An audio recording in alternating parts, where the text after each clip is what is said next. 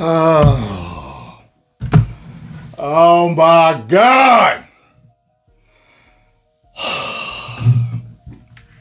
You know something, Magnus? I like the Karate Kid. I love the Karate Kid Part 2.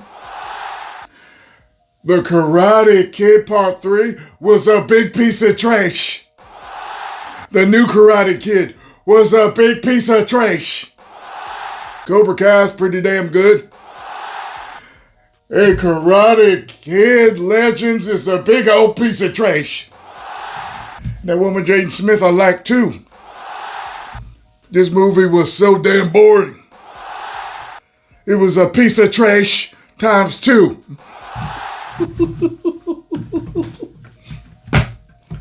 Man. Golly.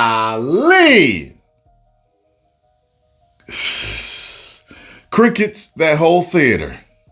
My God. So this is a movie that tries to, I guess recapture the nostalgia of the Karate Kid franchise. You got Daniel LaRusso back, but you've also got Jackie Chan. And, he's also nostalgia bait because, Jackie Chan's been making movies forever. So, of course, his acting and comedy and style is in the movie. But neither one of them were able to save this. And if Pat Morita were alive, God rest his soul, Mr. Miyagi, I don't know if he would have saved it. This movie was so super mid and boring. And I felt I had a bad feeling when I saw the trailer, because the trailer didn't do much for me. Something felt very generic about the movie. And, I will tell you this. So, it follows the similar trope of the Karate Kid, with Jaden Smith. Of someone moving to a new place, fish out of water type of thing, running into a bully.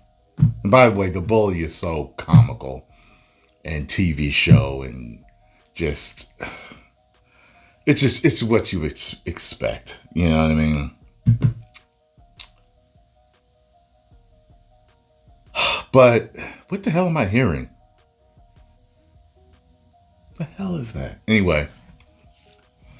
And, enters a tournament. But this time, because he knows Kung Fu, you'll find out who his teacher is. Because he knows Kung Fu, he needs to know karate also. So, in comes Daniel LaRusso. But man, let me tell you, there's a scene, there's a whole side story in this where someone is being trained for a boxing tournament, a boxing match. And you don't expect the movie to go that way. In the middle of the movie, I was like, I told Scarlett, I said, I didn't see this coming whatsoever. She was like, I know, I didn't either. I was like, he was like, yeah, let's see what happens. And I give them credit for trying something different. The crowd, people, period, movie fans have, they're kind of tired of seeing the same thing over and over and over again. So they tried. That's all I can tell you is that they tried, The comedy was hardly there. Like, we laughed a couple of times. You knew it was going to be there, of course, with, Jackie Chan in there. The story was okay. Nothing to write home about.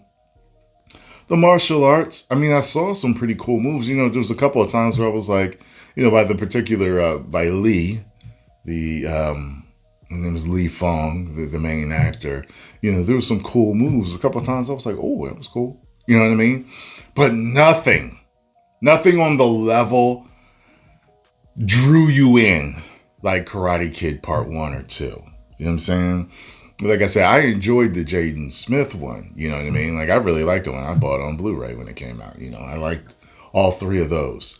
The third Karate Kid movie made Daniel look like such a stunk.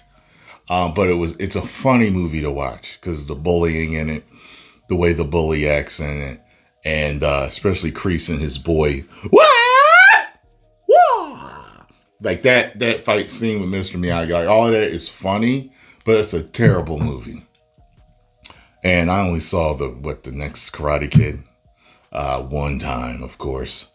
I haven't finished Cobra Kai, but it was going pretty good when I left it. I'm telling you right now, I think that the majority of the fans of the franchise will not be happy with this. I think you're going to think it's extremely mid or a big piece of trash. I do. I think that this is going to bomb. Okay? It's right on par with Thunderbolts. Terrible. Boring. Super mid. And I bet you it ain't going to get the reviews Thunderbolts did. I still don't understand how Thunderbolts got the reviews that it did. But the box office explains how I feel about that damn movie. And I think this one will explain the same thing. I don't think it's going to do well. But you guys let me know what you thought. But damn. 10 million subscribers. 2 out of 5 woos. Woo!